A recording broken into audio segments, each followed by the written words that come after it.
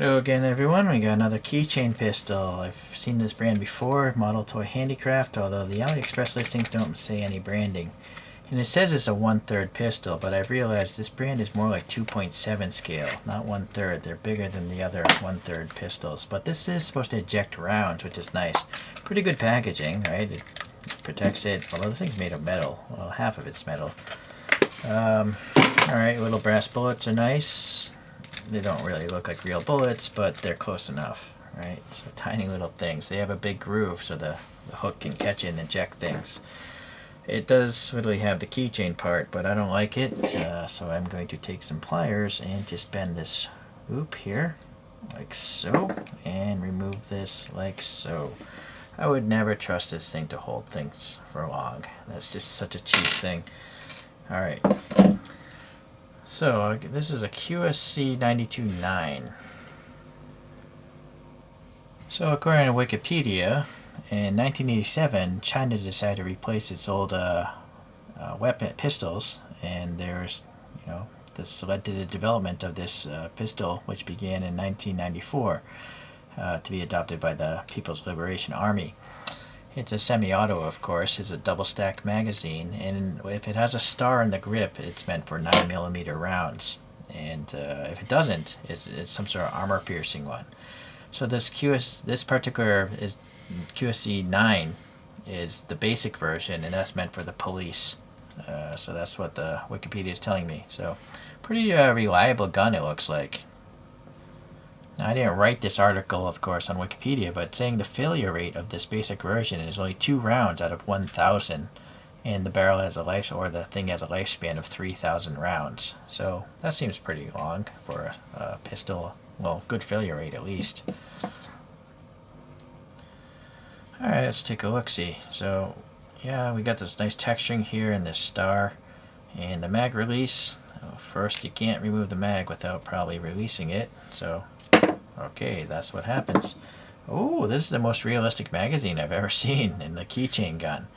It literally has this cutout, and you can see the spring, right? That's really cool. This little thing is holding the bottom in place. The spring will go flying out without it. This is part of the bed for the rounds.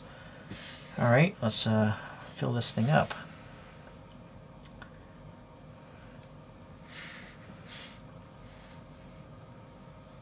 It's kind of hard, right? It's very fidgety. These are really small things and they're round. It's pretty hard to fill real magazines. Oh, come on, one more. Alright.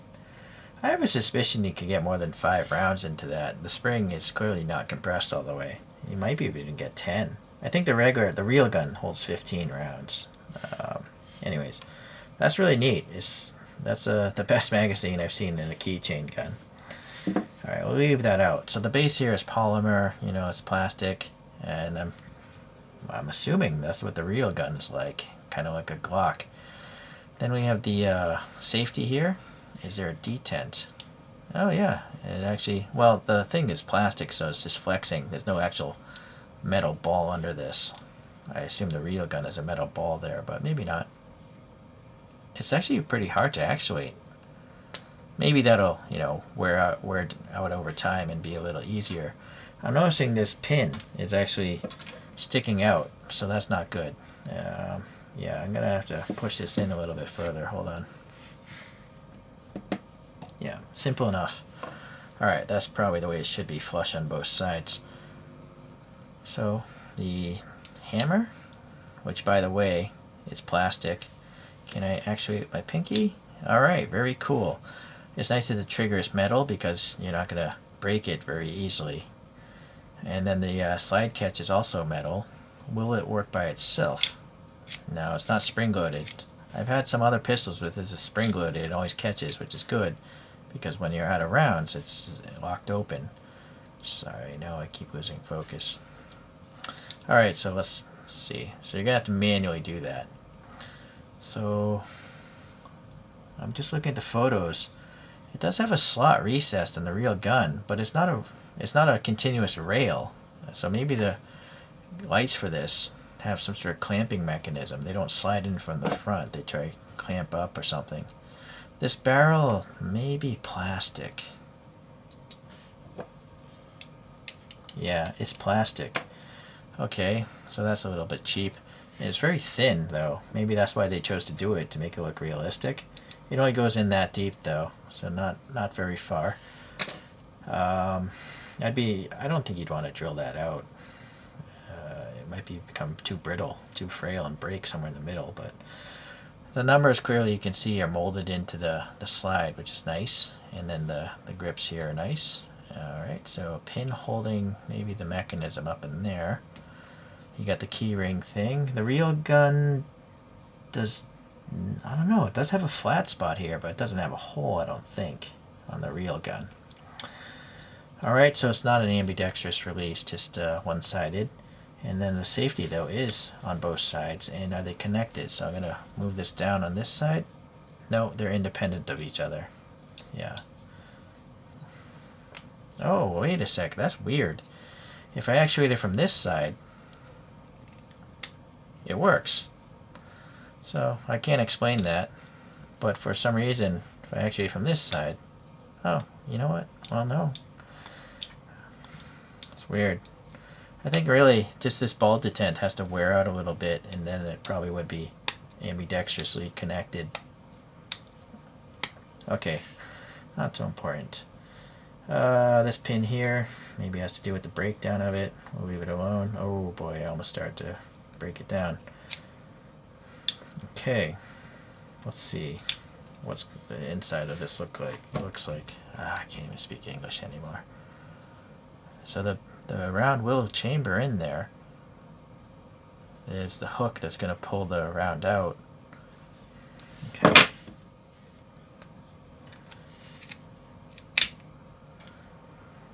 I want to try that again. Sometimes you can't put the mag in without actually using the release button. But this one, I think I just forced it, right? Yeah, you can just force it like a real gun past there. So that's nice. And now you can see the round there, so that looks pretty realistic. Let me load this thing. There you go. Alright, I'm holding it the wrong way. Let me hold it this way. Oh, still. I think I gotta back it really fast. Yep. So you can't do it very slow. There's just not enough momentum, you know, to whip the bullet past the hook. I think that's quite logical. I think it locked in the open position. Wait a second. Okay, I think you have to break it in maybe. That makes no sense. I don't know why it didn't lock. It's locking in the open position. So that's good. That's what you want, right? That's realistic. When you run out of bullets on a real gun, it locks open. As to why it didn't work earlier, I don't know. Very cool. Okay. This is a lot cooler than I thought it would be. I suppose if you're a nitpicky, I kind of wish this was black, like the real thing. It just looks a little bit too bright. It is a dark chrome. I just don't know if it matches the dark chrome with the real gun. Alright. Well, let's see if I can figure out how to take this apart. I'm just going to push this thing here. Try to pull that out.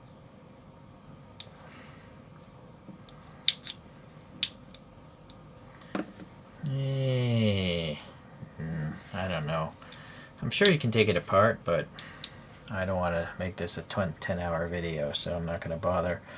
The back here, it is metal. Okay.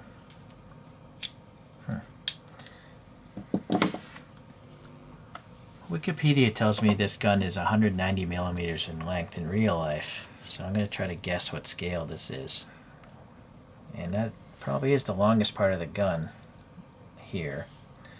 76.2 maybe? Yeah, 76. Let's call it something like that. So 190 divided by 76, 2.5 scale. So this is definitely bigger than 1/3. It's 2.5. You'd think 0.5 isn't much difference, but I'm going to show you a 1/3 scale gun. This Glock 17. So, which also shoots 9mm rounds. So you can see the height of it, right? This is just a little bit bigger. It's thicker, right? It's just a bigger toy. So that's the difference between 2.5 and a third scale. Granted, these are different guns and all, but you can just tell, right? A 1911, his Kimber one, this roughly same thickness, right? Because they're singles. Well, actually, this is a single stack mag. This is a double stack, but the 1911 has fat grips. Even comparing this, right? It's just it's smaller. It's more in line though.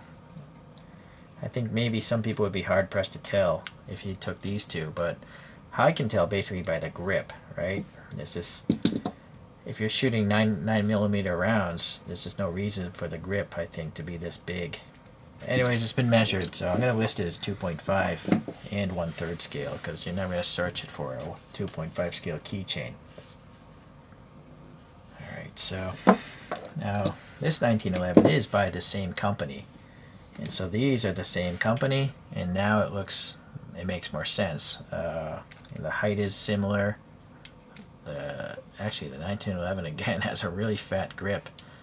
It's just, I mean, it's shooting 45, so okay, yeah.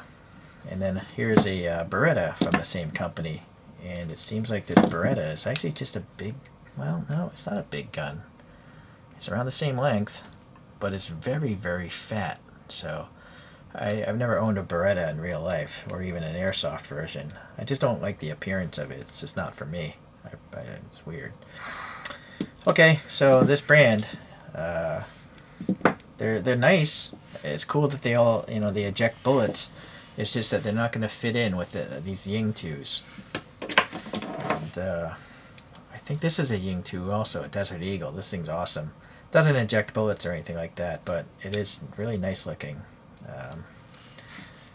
So here, this actually makes, this is passable because a Deagle is a big gun shooting 50 cal caliber, right? Alright, so let this go for a spin.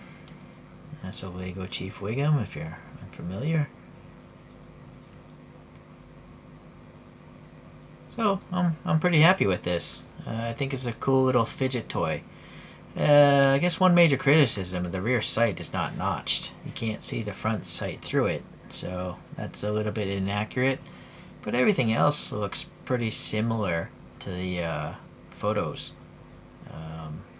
I guess I'll leave it at that. I'm going to get some more of these things. I kind of wish they made more. Even if they are two different scales. It's kind of neat to have the thing eject little brass rounds. But there simply aren't that many options of gun designs in 1/3 scale or that ballpark of scale.